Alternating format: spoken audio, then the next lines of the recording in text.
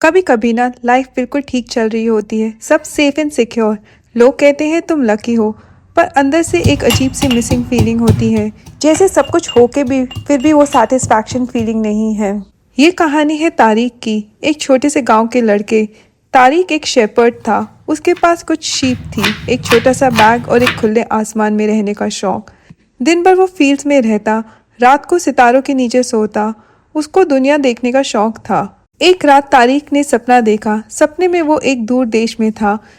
उसने बड़े पिरामिड्स देखे और एक आवाज़ आई, यही तेरा खजाना है।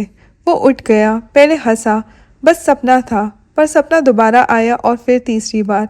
अब ये कोइंसिडेंस नहीं लग रहा था, ये कॉलिंग लग रही थी। एक दिन बाजार में उसकी मुलाकात एक ओल्ड मैन से हुई और वो तारिक से बोला, तुम सपना फॉलो करना चाहते हो पर डरते क्यों हो? तारिक शॉक हो गया। उसने कभी किसी को बताया भी नहीं था। वो ओल्ड मैन मुस्कुराया और बोला, जब तुम सच में किसी चीज़ को दिल से चाहते हो तो पूरी कायनात तुम्हें उससे मिलाने की साजिश करती है। तारिक ने धीरे से पूछा, पर अगर मैं फेल हो गया तो वो ओल्ड मैन बोला, डरो मत, भरोसा रखो और चलते जाओ। क्योंकि फेलियर का डर कम होता है, लेकिन लाइफ लॉन्ग रिग्रेट का डर ज़्यादा। ये लाइन सीधा उसके दिल में चुभ गई। तारिक के पास अब चॉइस थी, या तो वो सेफ लाइफ जीता रहे या फिर अपना सपना फॉलो करे। उसने अपने दिल की सुनी और अपनी शीप्स बेच दी। गांव वाले हंस रहे थे, बोले पागल हो गए हो क्या, क्या ज़रूरत है? तारिक ने किसी की ना सुनी और वो निकल पड़ा अपने सफ़र पे। और पहले ही दिन सफ़र शुरू होते ही उसका पैसा चोरी हो गया। फॉरेन सिटी, लैंग्वेज नहीं आती, पैसा नहीं। और वो रात को अकेले जब बैठा, उसने आसमान की तरफ देखा, वही सितारे। पर वो इस बार खुश नहीं था। उसने सोचा, ये सब गलत हो रहा है, मैं क्यों ही आया? और वो रोते रोते सो गया। सुबह उठ के उसने एक सेकंड के लिए सोचा कि मैं वापस ही चला जाता हूँ। फिर उसे ओल्ड मैन की बात याद आई, चलते जाओ। उसने आंसू पोंछे, कॉन्फिडेंस टूट गया था पर सपना नहीं।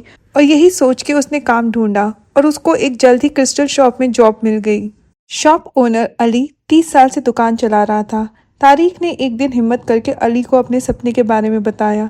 अली चुप हो गया, फिर धीरे से बोला, मेरा भी बहुत मन था दुनिया देखने का। थोड़ा रुक कर मुस्कुराया, पर मैं इसमें सोचता ही रह गया, प्लान करता रह गया, पर कभी निकला ही नहीं। वो लाइन सीधा तारिक के दिल में उतर गई। अली के पास स्टेबिलिटी थी, पैसे थे, दुकान चल रही थी, पर आंखों में एक रिग्रेट भी था, एक काश। तारिक धीरे धीरे शॉप में सेट हो गया। उसने नए आइडियाज़ लाए, क्रिस्टल्स को पॉलिश करने का नया तरीका निकाला, टूरिस्ट को अट्रैक्ट करने के लिए डिस्प्ले चेंज किया। सेल्स बढ़ गई, पैसे कमाने लगा और अब वो कंफर्टेबल हो गया था। रूम था, इनकम था, डेली रूटीन सेट था। चाहे तो वो वापस गांव जा सकता था, चाहे तो यहीं सेटल हो सकता था। पर पिरामिड्स अभी भी उसके दिमाग में थे। हर रात सोने से पहले वो उन्हें इमेजिन करता। फिर एक दिन जब उसने थोड़ी सेविंग्स कर ली, उसने अपना सफ़र फिर कंटिन्यू किया अपने सपने की तरफ। डेजर्ट क्रॉस करना इजी नहीं था। हीट, एंडलेस सैंड और साइलेंस इतना गहरा कि अपने ही थॉट्स इतने लाउड लगते। अननोन लोग, अननोन लैंग्वेज और अननोन डेंजर। डेजर्ट सिर्फ बॉडी को नहीं, माइंड को भी टेस्ट करता है। और वहीं उसकी मुलाकात हुई जहरा से। उसकी आंखों में अजीब सी शांति थी। तारिक को लगा, यही मेरी मंजिल है। उसे लगा खजाना मिल गया है। पर जहरा ने मुस्कुरा के कहा, मैं तुम्हारा इंतज़ार करूँगी। तुम अपना सपना कंप्लीट करो और जब वापस आओगे तुम मुझे यहीं पाओगे। उस मोमेंट तारिक ने समझा, ट्रू लव कभी रोकता नहीं, हमेशा पुश करता है। अगर वो रुक जाता तो शायद जहरा को पा लेता, पर खुद को खो देता। अब डेजर्ट के बीच उसकी मुलाकात हुई एक एल्केमिस्ट से। एल्केमिस्ट एक ऐसा इंसान जो कोई भी चीज़ सोने में बदल सकता है। पर जब तारिक उससे मिला तो उसने सिर्फ एक लाइन बोली, रियल गोल्ड मेटल नहीं होता, रियल गोल्ड तुम खुद होते हो। तारिक कंफ्यूज हो गया। एल्केमिस्ट ने उसे सिखाया फियर को फेस करना, नेचर के साइंस को समझना और साइलेंस सुनना, और सबसे मुश्किल बात, खुद पे भरोसा रखना।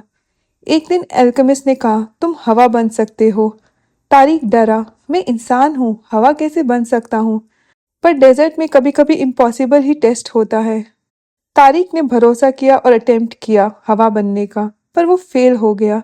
लोग हंस रहे थे, उसे बहुत शर्म आई। पर उसी मोमेंट उसने एक चीज़ समझी, लिमिट्स अक्सर रियलिटी में नहीं होती, माइंड में होती हैं। और जब तक तुम ट्राई नहीं करते, तुम्हें पता ही नहीं चलता तुम क्या बन सकते हो।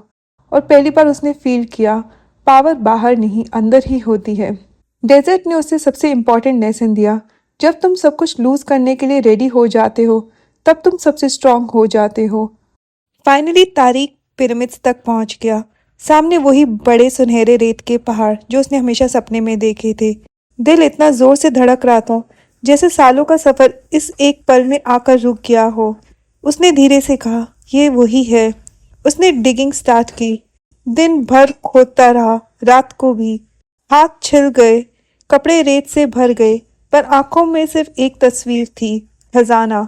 फिर अचानक कुछ लोग आए। उन्होंने उससे घेर लिया, उसे काफी मारा और उसका मजाक उड़ाया और हंसते हुए बोले, अरे हाँ, हमने भी ऐसा ही एक सपना देखा था। एक लड़का अपने गांव के पास एक पुराने चर्च में खजाना ढूंढ रहा है। तारिक शॉक हो गया, वो एकदम फ्रीज हो गया। चर्च? वही जगह जहाँ वो अपने शीप्स को रोज चराता था। वही पेड़, वही ब्रोकन वॉल जहाँ से ये सब शुरू हुआ था। उस मोमेंट उसे समझ आया, सपना गलत नहीं था, बस डायरेक्शन गलत थी। वो वापस गया, लंबे सफर के बाद। वही पुराना गांव, वही मिट्टी की स्मेल, वही आसमां। पर इस बार तारिक वो नहीं था जो वो सफर से पहले निकला था। उसने वही चर्च, पुराने ट्री के नीचे डिगिंग शुरू की और इस बार थोड़ा कॉन्फिडेंट था और दिल शांत था। और कुछ देर बाद उसे खजाना मिल गया, gold, jewels, wealth, real treasure. पर तारिक मुस्कुराया, क्योंकि उसे पता था खजाना यहाँ नहीं है, खजाना जर्नी में था। अगर तारिक गांव में ही रह जाता तो सेफ रहता और खुद को कभी नहीं पाता। हर इंसान का एक पर्सनल लेजेंड होता है, एक कॉलिंग, एक सपना जो बार बार नॉक करता है। पर हम कहते रहते हैं राइट टाइम आएगा। सच, राइट टाइम कभी नहीं आता। राइट टाइम तब आता है जब तुम फर्स्ट स्टेप लेते हो। तारिक ने गोल्ड पाया, पर उससे ज़्यादा इम्पोर्टेंट उसने खुद को पाया। और कभी कभी सबसे बड़ा खजाना सोना नहीं होता, करेज और सेल्फ बिलीफ होता है। और ये सब सिर्फ जर्नी से ही मिलता है। और शायद जिंदगी का असली खजाना सोना या दौलत नहीं होता, वो होता है वो इंसान जो सफ़र के बाद तुम बन जाते हो। तारिक को गोल्ड मिला, पर उससे ज़्यादा इम्पोर्टेंट उसने अपनी हिम्मत पाई और अपनी पहचान।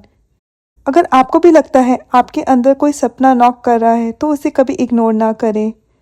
और अगर ऐसी कहानियाँ आपको सुनना पसंद है तो लाइक और कमेंट ज़रूर करें और सब्सक्राइब करना ना भूलें।